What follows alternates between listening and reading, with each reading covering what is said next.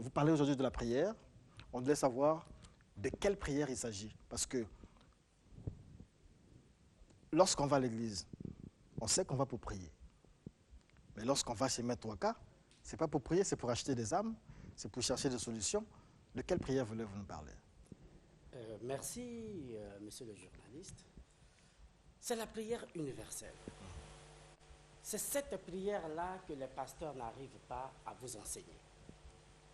C'est cette prière-là qui est un contact direct. Notre Père qui es aux cieux, que ton nom soit sanctifié, c'est celle-là la prière? Non, mais c'est Dieu. C'est Jésus. Jésus. C'est pas Jésus. Ce débat-là avait déjà ok. été clos. Ok, d'accord, pas de C'est problème. pas Jésus. Okay. Et j'avais dit que Jésus n'est pas Dieu. Et je vais le démontrer ici, que le Jésus que vous invoquez là n'est pas le Jésus fils de Marie. Mais ce Jésus que vous invoquez avec 5 lettres, c'est le nom d'un démon. Tout de suite là. Voilà pourquoi j'ai apporté mon tableau ici. Donc, la prière.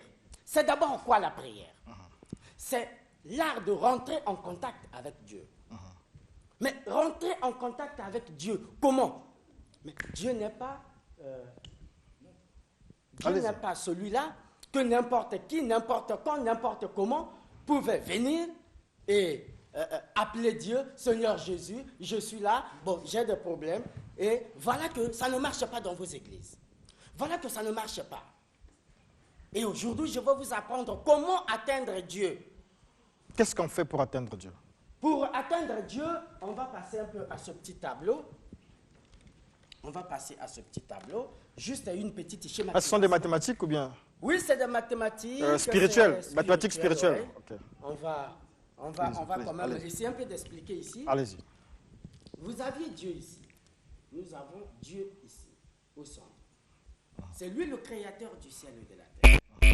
Et pour atteindre Dieu, nous les hommes, vous ne pouvez pas passer de la terre directement à Dieu. Voilà pourquoi vos prières traînent dans la cour. Après Dieu, Dieu est encadré de 4 êtres vivants. C'est la première garde de Dieu. Ce sont ceux-là qui sont les gérants du gouvernement céleste. Après les 4 êtres vivants, vous avez ici les 24 vieillards. Vous avez ici les 24 vieillards. Les 24 vieillards, ce sont ceux-là qui sont les fondateurs du karma. Ce sont ceux-là qui analysent les péchés des gens. Lorsque vous mourrez, voilà que je dis, il n'y a pas un enfer quelque part, il n'y a pas un paradis. Mais le tout se paye ici, c'est la même. Après les 24 vieillards, vous avez les 72 disciples ici. Les 72 disciples. Ceux-là, ce sont ceux-là, les 72 disciples ici. Ils sortent d'où? Ils sortent de les 72 disciples. Mais ce sont ceux-là qui règnent dans la cour de Dieu. Ah d'accord, ok. Et en bas ici, vous avez les humains. Lorsque vous priez... Non, excusez-moi, les disciples là, ce sont les Abraham et tout ça? Non. Les Abraham sont où? Ce sont ce que vous appelez ici les Elohim. Mais les Noé, Abraham... Non, les Noé sont dans cette sphère-là. Ils ne sont pas dans le cercle. Ah d'accord, ok. Ici, c'est ce que vous appelez les chérubins, les quoi, voilà. C'est les 99 anges, parce qu'il y a 99 qualités des anges. Ces 99 qualités des anges sont regroupées en 72 entités. Et ces 72 entités-là sont ceux-là qui sont en train de résoudre les situations de la terre. Ce sont 72 entités qui reçoivent les prières? Qui reçoivent les prières. Quand vous priez là, ça n'atteint même pas Dieu. Ça n'atteint pas Dieu. Et pour prier, qu'est-ce qu'on fait? La cour de Dieu ici a des fractions. Ces anges-là montrent les fractions. Voilà pourquoi nous avons ce que nous appelons le calendrier lunaire. Vous, là, il est quelle heure? Il est peut-être 9h15. Si j'ai besoin de prier, mais je ne dois pas prier Jésus comme ça, je ne dois pas prier Dieu. Je vais me dire à 9h, c'est quelle qualité des anges qui sont en train de monter la garde. Voilà pourquoi vous priez, vous ne recevez pas parce que vous priez mal.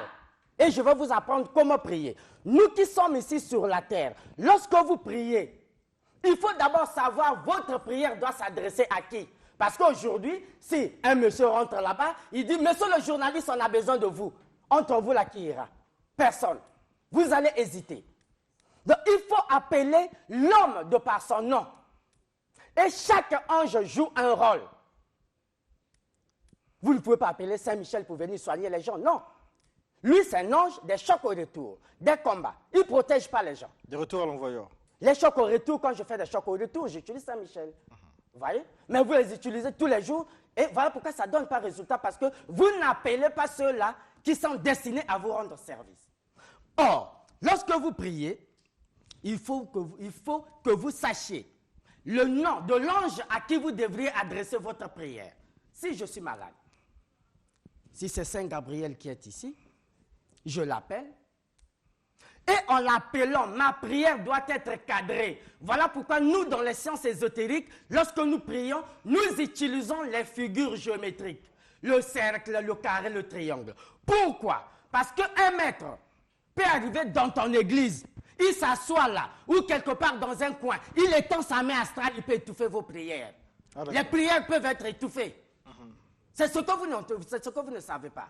Or, lorsque moi, ou mes élèves qui sont là-bas dans mon école ésotérique, lorsque je leur apprends, je leur dis, pour prier, il faut être par exemple dans un cercle.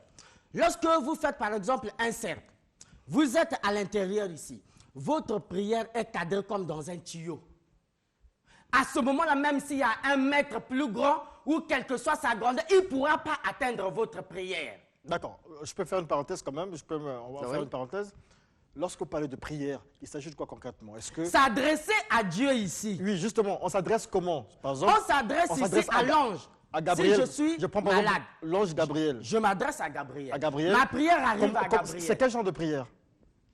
Mais une prière, Gabriel a un nom. Est-ce qu'on dit ange Gabriel, je suis malade, guéris-moi? Ça se dit comment cette prière-là? Non. Ça se dit comment? Je ne vais pas vous la donner ici. Ça se donne dans mon école ésotérique. C'est ici qu'il faut nous donner ça. Non, ça ne se donne pas comme ça. Quelques éléments. Je vous donne ici le briefing général. Mais je ne vais pas vous donner son code. Il a un numéro téléphonique, ce que nous appelons les codes. L'amour du prochain nécessite que vous... Non, mais vous ne pouvez pas appréhender ça en une seconde, en quelques 10 minutes ici. D'accord. Venez dans mon école, c'est là où vous aurez tout le cours complet. Lorsque vous adressez, vous appelez Saint Gabriel. Il analyse votre prière. Déjà, vous faites un curriculum vitae où vous allez demander un emploi. Vous faites une demande avec plein de fautes. Hein? Est-ce que vous pensez qu'on va vous recruter? On ne vous recrutera jamais. Vous voyez? Donc, votre prière, déjà, elle est remplie de fautes. Voilà pourquoi on la rejette. Si elle est bien faite, Gabriel ici se rend compte, oui, c'est réellement moi qui soigne les gens. Parce qu'il ne s'agit pas d'avoir les codes des anges, mais il faut savoir également leur rôle. Par exemple, pour la maladie, on a appelé Saint Gabriel. Gabriel seulement. On l'a appelé. On a plus de 7 milliards aujourd'hui d'habitants sur la Terre. Oui. Tous doivent s'adresser seulement à Gabriel. Tous, si c'est un cas de maladie, ils ne doivent s'adresser qu'à Gabriel. Mais il y en a qui appellent Jésus aussi. Jésus ne guérit jamais les gens. Oh. Jésus ne soigne jamais les gens. On a vu des miracles ici. Je vais vous démontrer ça. Okay. Et après ici, votre prière doit être analysée à partir de 24 vieillards. Si réellement, votre prière a été bien faite. Et lorsque les 24 vieillards analysent votre prière, ils envoient ça directement chez les 4 êtres vivants. C'est ici qu'on résout les problèmes des gens. C'est ici qu'on résout les... Si vous écrivez aujourd'hui à une très haute autorité, mais ce n'est pas lui qui doit vous répondre. Il a un cabinet. Qui doit vous répondre? Vous voyez? C'est comme ça. Dieu a dit, j'ai créé le monde en 6 jours, je me repose. Depuis que Dieu se repose, il n'a plus jamais travaillé. Il ne travaille pas. S'il travaillait, il n'allait pas accepter qu'un sorcier puisse envoûter un bébé qui est dit innocent. Il n'allait pas accepter qu'un sorcier puisse envoûter un pasteur qui est censé être son représentant sur cette terre. Voilà pourquoi votre prière doit être adressée de façon efficiente. C'est-à-dire connaître le nom de l'ange, connaître l'heure à laquelle, parce que de 0h jusqu'à 3h du matin, il y a une qualité des anges qui sont là et qui font la fraction. De 3h à 5h du matin, il y a une autre qualité des anges. Et ainsi de suite. Lorsque vous appelez ceux qui ne sont plus de fraction, même si vous aviez fait votre prière à bon escient, elle ne rentrera pas. Voilà pourquoi il y a le calendrier linéaire. Et quand vous vous adressez à Jésus, je le disais, que le Jésus que vous appelez là, ce n'est pas la fille de Marie. Ce n'est pas la fille de Marie. Vous avez ici, par exemple, ces chiffres. C'est de la Kabbale.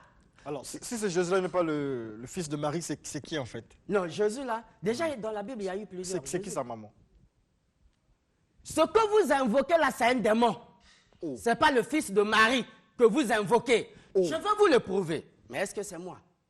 Je veux vous le prouver. Ok, d'accord. Vous êtes intellectuel, journaliste. On va suivre. Clouez-moi tout de suite là. Avec les mathématiques spirituelles. Voilà, avec les maths, c'est très simple à comprendre. Ok. Nous avons des chiffres. C'est la Kabbale. C'est la Kabbale. Et qu'est-ce que la Kabbale? La Kabbale, c'est cette partie de la science qui étudie les figures géométriques, les couleurs,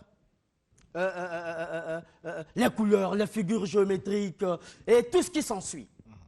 Donc, d'abord, pour interpréter un bon rêve, il faudrait que vous aviez eu à faire la Kabbale. Parce que quand vous me dites 2, je sais que 2 veut dire ceci. Nous étions 5 dans le rêve, nous étions dans une salle ronde. Joseph avait étudié à la Kabbale? Joseph. Tous ont étudié la Kabbale. Tous. Tous les grands prophètes. On ne peut jamais faire un homme devenir un grand homme sans pourtant étudier la Kabbale. C'est impossible. Okay. Alors, vous avez ici, nous avons des nombres. Les chiffres de 0 à 9. 9, c'est le dernier chiffre, avant d'entamer les nombres. Et vous aviez A, qui est notre première lettre alphabétique.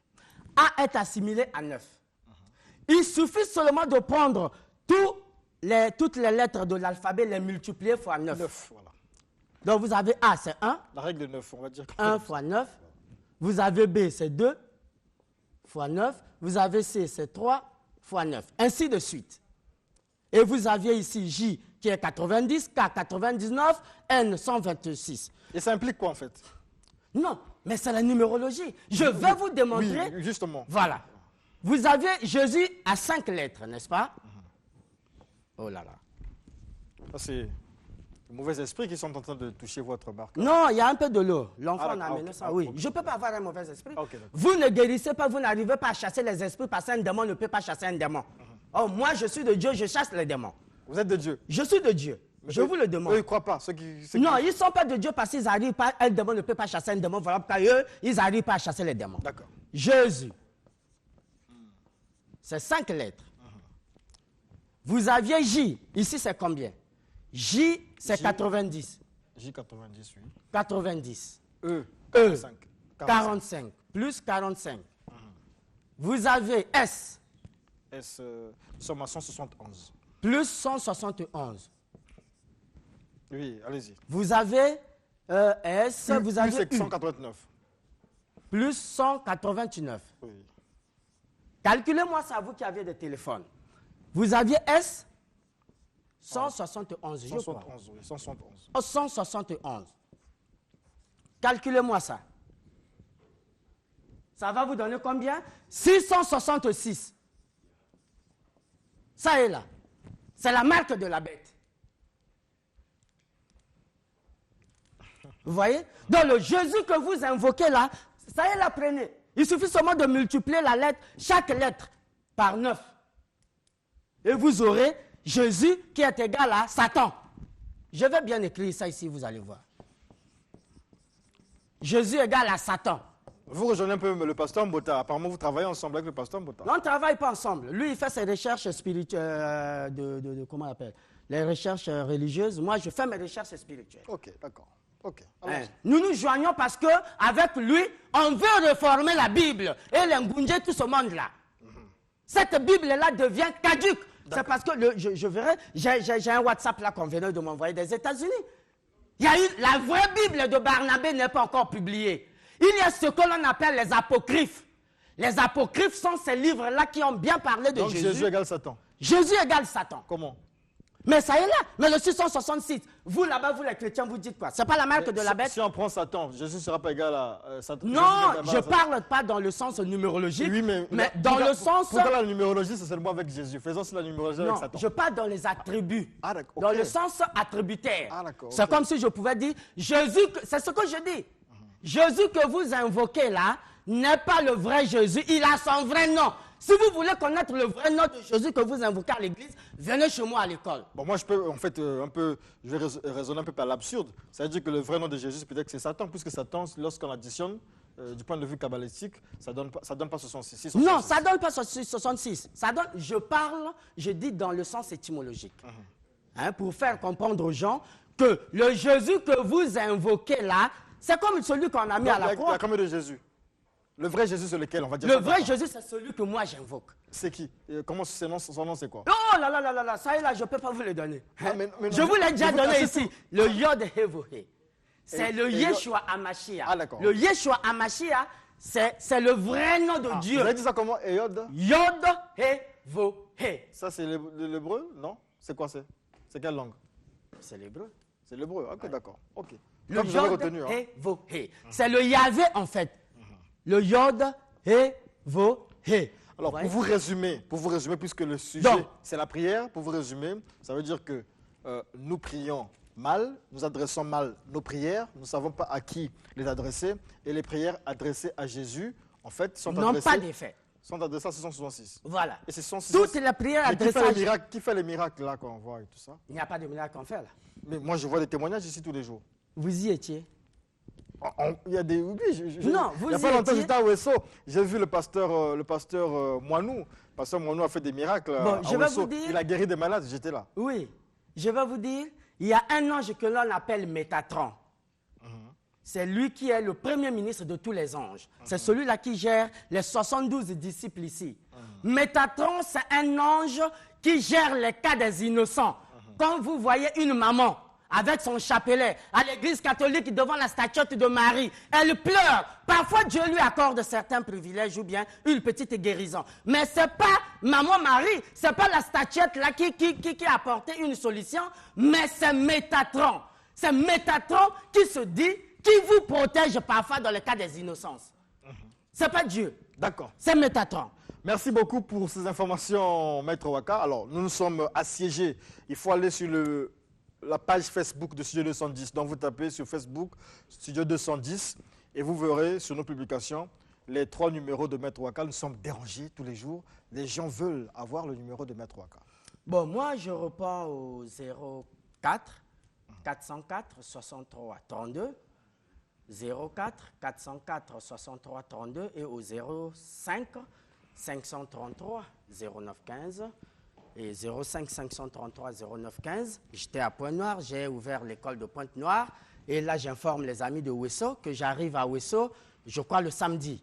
Le samedi prochain, là, j'arriverai à Ouesso, on va voir comment est-ce qu'on va structurer l'école. Au lieu de venir chez nous, nous donner de l'argent, au lieu d'aller chez les Nganga, donner de l'argent où les Kizinga vous manipulent, venez apprendre. Parce que la Bible, là, est à réécrire. Apprendre pour devenir Nganga aussi. Non, moi, je ne forme pas les Nganga. Pour ce moi-même, je vais bientôt laisser ça. Oh. Si je termine mes études là, oui, j'aurai des responsabilités. Vous allez laisser ça pourquoi? Non, ça veut dire que ça ne va plus cadrer. Je serai trop préoccupé. Je serai préoccupé. C'est-à-dire responsabilité spirituelle ou comment? Non, les responsabilités physiques. Moi, je suis quand même doctorant en droit. Et dès que je finis mes études, je serai nommé. Je serai quand même placé quelque part, un jour. Voilà. Donc, je n'aurai plus le temps d'être Vous là à avez vous la soigner. certitude que vous serez placé quelque Mais part. comment? Vous avez vu quel diplôme et puis de sur quoi un diplôme de 3e cycle chemin. Vous avez déjà vu ça. En tant que juriste, je peux ouvrir mon cabinet d'avocat. En tant que juriste, j'aurai toujours besoin de quelqu'un qui viendra, qui a besoin d'un conseil juridique. Mais donc, voilà pourquoi vous voulez léguer votre Je connaissance. suis en train de former mes élèves là-bas, ceux qui veulent être des Nganga. Soigner les gens comme moi, je suis en train de les former. Mais à l'école initiatique, je ne forme pas les Nganga. Là-bas, j'enseigne les cours classiques. Là où vous pouvez être avec votre famille, en train d'invoquer le vrai Dieu. Que à telle heure, chérie, nous, on va prier les 22 heures. Le nom du vrai Dieu. Le Yod Hevohe. Ah, c'est toujours Yod Hevohe. Toujours. C'est ce nom-là universel. Comme vous aviez fait de la photo de Jésus, une photo universelle, alors que Jésus n'a jamais laissé une face. Jova Jireh, non? Non. C'est pas Oh, ça. c'est pas ça. Ne m'amène pas dans ce bateau. Mais Ça, c'est... Jésus n'a même pas un nom de Jéhovah Jireh. El Shaddai. Ça, c'est les El Shaddai. attributions. El Shaddai, au contraire, c'est El Shaddai. Oui, allez-y. Ça, ce sont les attributs. C'est les pouvoirs. Parce que Dieu, quand je dis Dieu, pour qu'on Donc, reconnaisse ça veut qu'il dire est que Dieu, ce sont les mêmes attributs, mais pas le même nom. pas le même nom. D'accord. Alors, comme Yod Hevohe a 99 attributs pouvoirs. Donc, il a 99 pouvoirs. c'est lui qui est né de Marie aussi? Yod Hevohe. Non, celui qui est né de Marie. Mais lui, il est né comment, Yod Hevohe? Yod Hevohe, c'est le plafond. C'est le Dieu créateur. Il s'est pas fait cher? Il ne s'est jamais fait cher. Dieu ne pourra jamais devenir cher. Ah, sinon, d'accord. ce serait de l'adultère consommé. Ok. Merci beaucoup. C'était Maître Waka. Nous le recevions aujourd'hui pour parler de la prière. Comment le faire, et il nous a démontré avec son tableau. À vous. Vous avez même, juger, excusez même à vous une de juger. seconde seulement. Allez-y. Vous avez ce que les chrétiens vous ont dit, les anges gardiens, non? Mais ça existe. Mais qu'il a une personne, est-ce que vous connaissez même les noms de vos anges gardiens? Non. Mais comment vous pouvez prier Dieu que vous ne connaissez même pas, celui qui vous a légué comme garde du corps? C'est ça le problème. Je m'arrête par là. Merci beaucoup. C'était Maître Waka dans l'entretien avec. Et la suite du programme continue dans le sujet 210.